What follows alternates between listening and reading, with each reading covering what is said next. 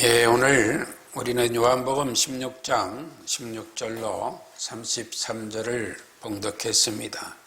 이 내용을 통하여서 선택받은 자가 누리는 복에 대하여 담대하라 하는 내용으로 함께 은혜를 나누고자 합니다.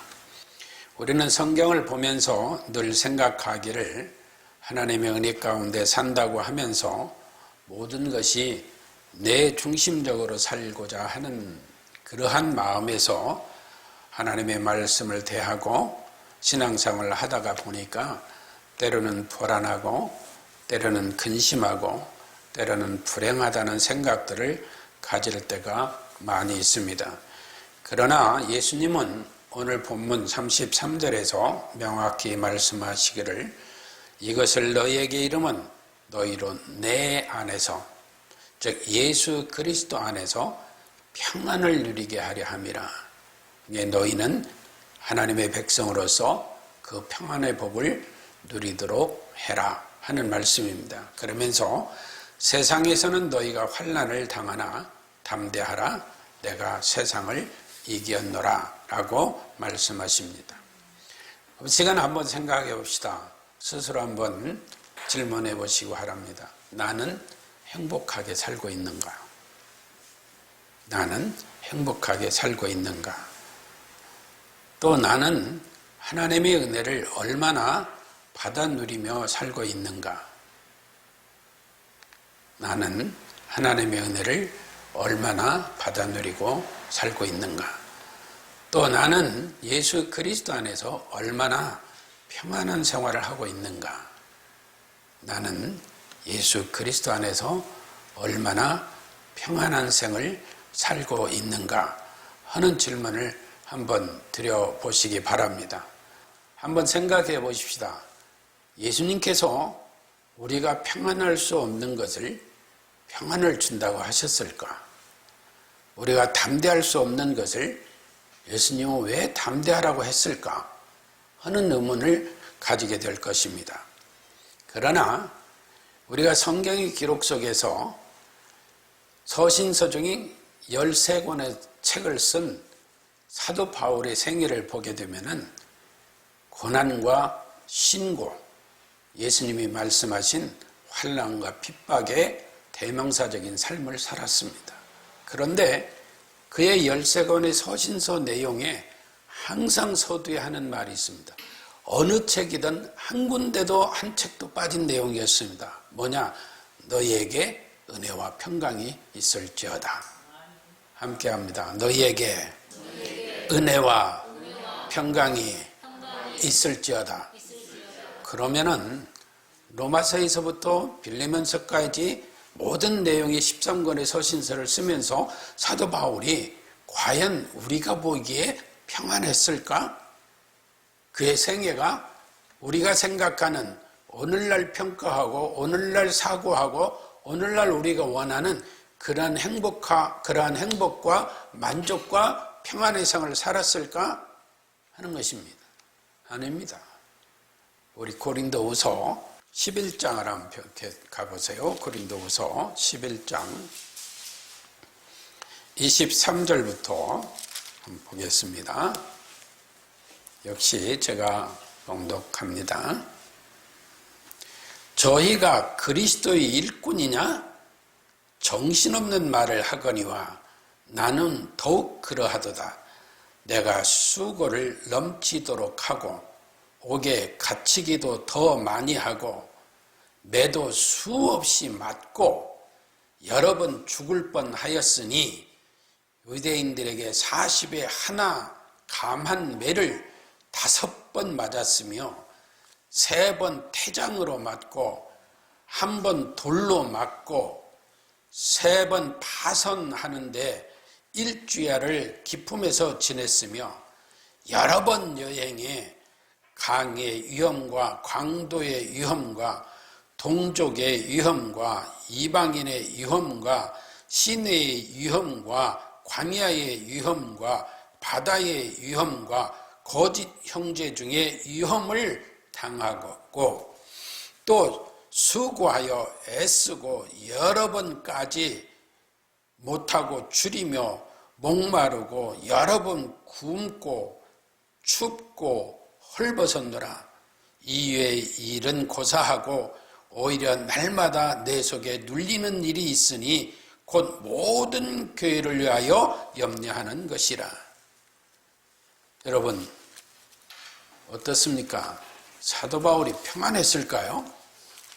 오늘날 우리가 생각하고 우리가 원하는 방향에서의 평안이요 행복이라면 사도 바울은 아닙니다.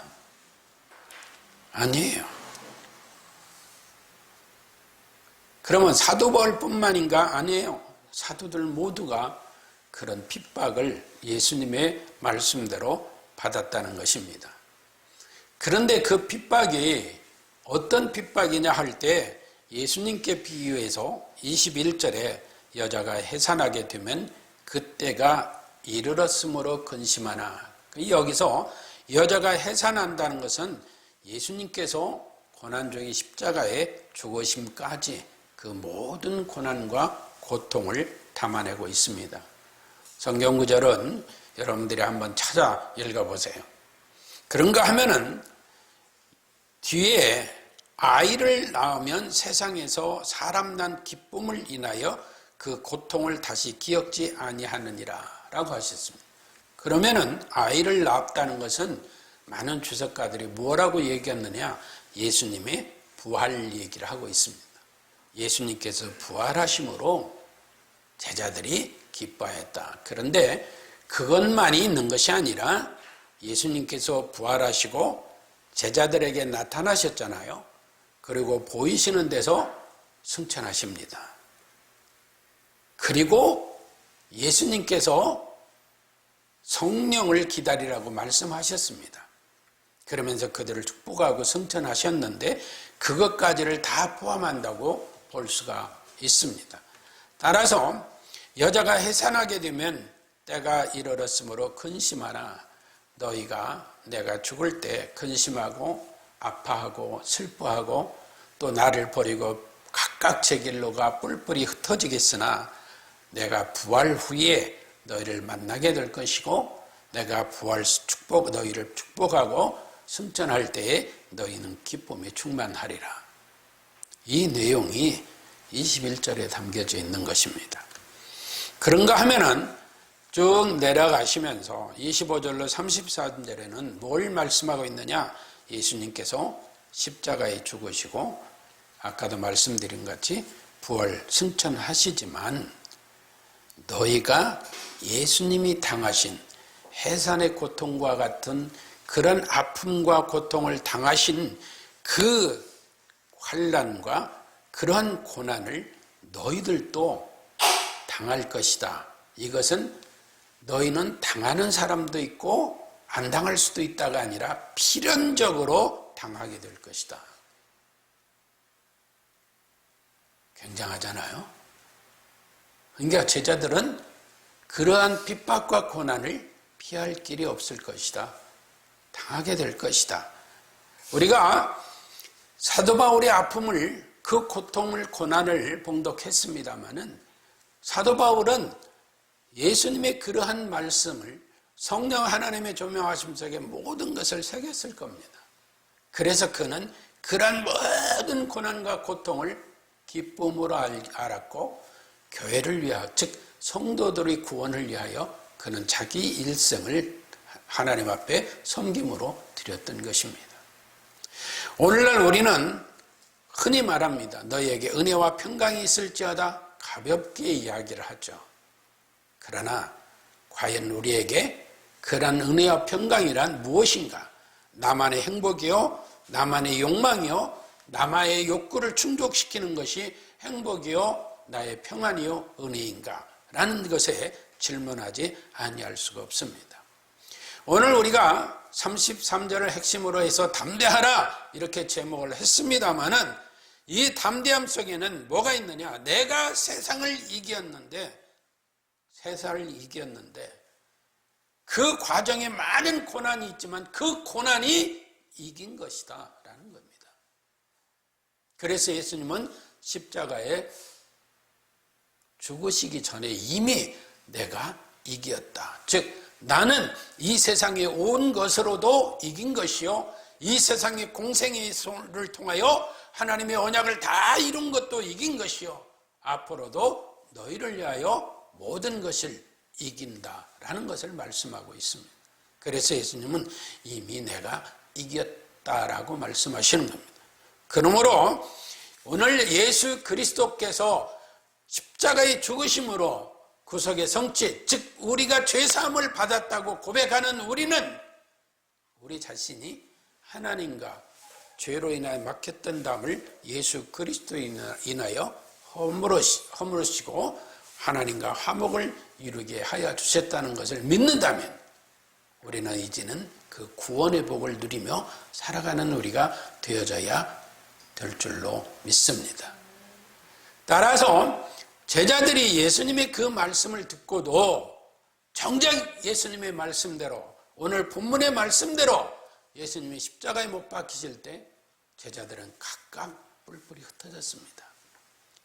주님, 저는 절대로 예수님 배신하지 않겠다고 했던 베드로도 내가 나를 3번씩 부인할 것이다 라고 하시는 것을 아시는 예수님께서 그들이 뿔뿔이 흩어지고 나 홀로 둘 것이라는 것을 아시면서도 예수님은 그들을 위한, 그들의 죄를 사하는 것을 위한 일을 성취하시고 이기신 것입니다. 그러므로 우리는 여기서 제자들이 그러면 어떻게 해서 그런 사도 바울과 같은 그 아픔과 고난 속에서도 예수님이 주시는 그 은혜와 평강을 누리며 살았을까? 그들이 어떤 결단 속에 이루었을까 하는 것을 우리는 이 시간 우리도 생각해야 될 줄로 믿습니다. 누가복음 24장 36절로 53절에 보면은 여러 내용이 있습니다만 요약해서 50절 이하 예수께서 저희를 데리고 베다니 앞까지 나가서 손을 들어 저에게 축복하시더니 축복하실 때 저희를 떠나 하늘로 올라오시니, 여러분 생각해 보세요. 예수님이 죽으셨어요. 겁이 나서 제자들이 뿔뿔이 흩어지고 자기 생업터로 돌아갔어요. 그리고 고기도 잡고 자기들이 삶대로 다시 돌아간 그러한 것과 같은 생활을 하고 있었어요. 그런데 예수님이 그곳에 나타나셔서 그곳에서 같이 생선도 나시고 음식도 나누시고 너에게 평안이 있느냐라고 질문도 하셨어요. 그런데 제자들이 예수님이 부활을 목격하고 승천하시는 그 어마어마한 광경을 목격한 그 제자들을 그걸 생각하지 아니하고 우리는 뭘 쫓아다니느냐? 어디 가면 복을 받을까? 어디 가면 배가 부를까? 누구한테 가면 내가 더 복을 받아서 부자가 될까? 어디 가면 내가 이 병을 고치고 더 하나님의 능력을 체험할까? 이런 데 쫓아다닙니다. 그러니 힘들고 어렵고 고난이 닥칠 때 쉽게 흔들리게 돼요. 그러나 이 시간 우리 예수님은 말씀하십니다. 내가 이기었다. 그러니 너희도 담대하라. 아멘. 내가 이기었으니 너희도 담대하라. 사도들도 이기고 담대했다. 너희도 그리하라. 라고 성경이 기록하고 있는 거예요. 그리고 나서 제자들이 그 용기를 얻어 어떻게 했어요? 생명의 두려움도 목숨도 아까워하지 아니하고 예수님의 말씀대로 성령을 기다리게 하여 다락방에 모였던 것입니다. 모여서 하나님 앞에 기도합니다. 뭘 기도했을까요? 하나님, 우리에게 부자 되게 하세요. 우리 병을 고쳐주세요. 우리에게 핍박이 없게 하세요. 우리에게 환난이 없게 하세요. 우리에게 고난이 없게 하시오. 이런 기도했을까요? 아닙니다. 오직 한 가지, 환난이 와도 핍박이 와도 은혜 주만 위에 내가 살리라 하는 기도를 했을 겁니다. 그로 인하여서 그들이 성령 충만히 받고 나서 그 3번씩이나 예수님을 부인했던 베드로가 일성을 꽈면서 설교를 시작합니다. 뭐에 대해서? 예수 그리스도의 복음을 선포하는 거예요. 그래서 예수님의 일생을 쫙 설명하시고 구약의 역사를 설명하시면서 예수님의 일생을 전부 설명하시면서 우리도 이와 같이 예수 그리스도가 믿어지고 구원을 받았으니 너희도 그 은혜 가운데 예수님을 믿고 구원의 복을 누려라 선포하는 겁니다. 그런데 오늘날 우리는 은혜와 평강이 있을지어다 라는 사도 바울이 하는 그 메시지마다를 생각하면서 아 그래 나는 주님의 은혜 가운데 평안에 아주 가볍게 생각합니다. 사도 바울이 얼마나 힘든 과정 속에 일생을 지내면서 너에게 은혜와 평강이 있을지어다라고 했을까요? 자신이 핍박과 고난과 고통을 경험해 보니 오직 하나님의 은혜와 평강 그것을 누리기가 쉽지 않았다는 거예요. 그러나 성령 하나님께서 도우실 거니 너희가 예수 그리스도가 믿어진다면 성령 안에서 성령 하나님의 도우심 속에 삼일째 하나님이 너희들을 구원하셨으니 너희는 은혜와 평강의 복을 누려라 라고 매사에 증거한 거예요. 그런데 오늘날 우리는 신앙생활을 너무 쉽게 생각합니다. 조금만 힘들어도 조금만 아파도 조금만 고통스러워도 모든 것이 흔들리는 거예요.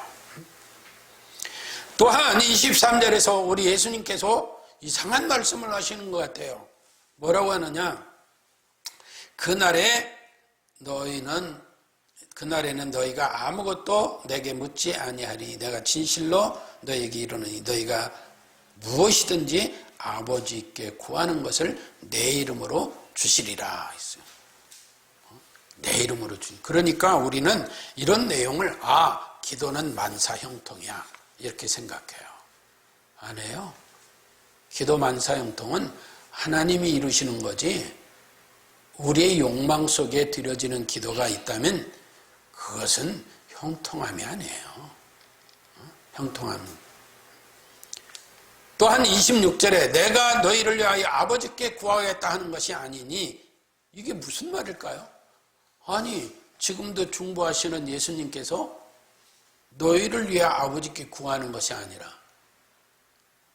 구하는 걸 다 받은데 예수님께서 지금도 중보하시는 예수님이 본문 26절은 내가 너희를 위하여 아버지께 구하는 것이 아니라 이게 무슨 말일까? 이는 예수님께서 십자가에서 죽으시고 부활 승천하심으로 하나님의 사랑을 우리가 직접 관계하며 산다는 것입니다. 어떻게? 성령 하나님께서 오심으로 그 성령 안에서 우리가 무시로 기도하게 하되 하나님이 친히 너희를 사랑하심으로 너희가 하나님과 직접 교통하게 된다. 그래서 예수님은 26절과 충돌되는 것 같지만 오히려 그 내용이 예수님이 구하시지 않는다는 게 아니고 너희가 이제 직접 예수님의 이름으로 하나님께 구하게 그 일을 성령께서 도우실 것이다. 그래서 26절이 예수님은 이제 관계없어라는 내용이 아닌 것을 17장에서 예수님께서 우리를 구원하시는 아버지여 이들을 구원하소서 하는 기도가 17장에 있는 거예요. 그러니까 우리가 26절에서 내가 너희를 위하여 아버지께 구하겠다는 것이 아니라는 말을 오해가 없으실 줄로 믿습니다. 우리가 주의할 것은 오늘날도 신앙생활하면서 너희가 너희 믿음으로 이겼다. 내가 내 믿음으로 이겼어. 당신 믿음이 좋아서 승리했어. 그거 아니에요. 그거 아닙니다. 우리가 무슨 제자들도 예수님 십자가 될 때 뿔뿔이 흩어지고 각자 제 길로 가고 3번씩 부인하고 하는데 성령 강림 이후에 그들이 변화되어 하나님의 역사 속에 하나님의 뜻을 이뤘지만 그러면 이건 뭘 얘기하고 있느냐? 우리의 믿음은 은혜로 인하여 믿음으로 이루어진 것이니 오늘도 이 시간도 앞으로도 주님 오시는 그날까지 예수님께서 이기신 것이 우리에게 유효하게 적용되고 있다는 사실입니다. 그래서 우리를 구하시는 역사가 요한복음 19장 30절에서 말씀하신 것 같이 다 이루었다 할 때 이미 우리에게 그 이기심이 전가된 거예요. 그래서 오늘날 우리는 그의 피로 말미암아 구속 곧 죄사함을 받고 구원받은 백성으로 살아가는 거예요. 그러니까 우리는 오늘날 신앙생활을 하면서 어떠한 믿음이나 그 믿음으로 인한 오만이나 교만에 빠지지 않도록 주의해야 합니다. 매우 주의하고 예수님의 이기심이 나에게 전가된 것이 나의 은혜요 내가 누리는 평강이다. 내가 이로 인하여 구원의 복을 누리는 것이다 라는 것을 잊지 말아야 될 줄로 믿습니다. 그래서 사도 바울은 에베소서 2장에서 말씀합니다. 너희가 그 은혜를 인하여 믿음으로 구원을 얻었나니. 이게 믿음이 너희가 오만과 교만을 부리는 그런 믿음이 아니라 하나님의 은혜로 인하여 너희가 예수 그리스도가 믿어지고 그로 인해서 구원을 얻었으니 이것이 너희에게서 난 것이 아니니 하나님의 선물이다. 그러니 앞으로 너희가 믿음 좋다? 내가 뭐의 지도자다? 내가 위대한 크리스찬이다? 내가 위대한 하나님의 종이다? 외치지 말라. 겸손하게 낮은 자리에서 이웃을 섬기는 사랑의 마음으로 살아감으로 너에게 그리스도의 은혜의 복을 누려야 될 것이다 라는 것입니다. 그런데 한번 돌아보세요. 우리가 어떤 삶을 살고 있는가? 지금까지 우리가 하고 있는 것이 무엇인가? 나는 과연 그러한 하나님의 말씀을 그 뜻을 어떻게 이해하고 그리스도인으로 살아가고 있는 것인가 하는 것입니다. 따라서 우리는 예수 그리스도가 믿어지고 그 은혜 가운데 거하는 생활을 이루는 구원의 백성이라면 담대한 신앙으로 섬기는 복을 누리는 우리가 되어져야 될 줄로 믿습니다. 우리의 담대함은 오만이나 교만이 아닙니다. 섬김에서 우러나고 13장 시작서부터 예수님께서 세족시를 통해서 말씀하신 것 같이 끝까지 그들을 사랑하시는 그 사랑을 너희도 내 이웃, 너희 형제들에게 행해야 될 것이다. 그럴 때 너희가 담대한 신앙, 어떤 고난과 핍박과 환난 속에서도 그 신앙을 이겨내게 되고 너희가 하나님의 백성이요 그리스도인으로 사는 복을 누리게 될 것이다 라는 것입니다. 그래서 사도 바울은 로마서 8장에서 우리를 사랑하시는 이로 말미암아 우리가 넉넉히 이기느니라. 내가 이기는 게 아니라 우리를 사랑하시는 예수님이 이기신 것이 우리에게 전가되어 우리가 이기느니라. 내가 확신하노니 사망이나 생명이나 천사들이나 권세제들이나 현재일이나 장래일이나 능력이나 높음이나 깊음이나 다른 아무 피조물이라도 우리를 우리 주 예수 그리스도 안에 있는 하나님의 사랑에서 끊을 수 없느니라. 왜? 오늘 본문에 하나님께로서 온줄 믿은 거로 아버지께서 친히 너희를 사랑하시기 때문이라는 겁니다. 따라서 우리는 어떤 어려움이 있어도 어떤 힘든 일이 있어도 은혜로 인하여 믿음으로 구원받았다면 담대함으로 신앙과 생활에 일치된 구원의 백성의 복을 누리는 우리가 되어져야 될 줄로 믿습니다.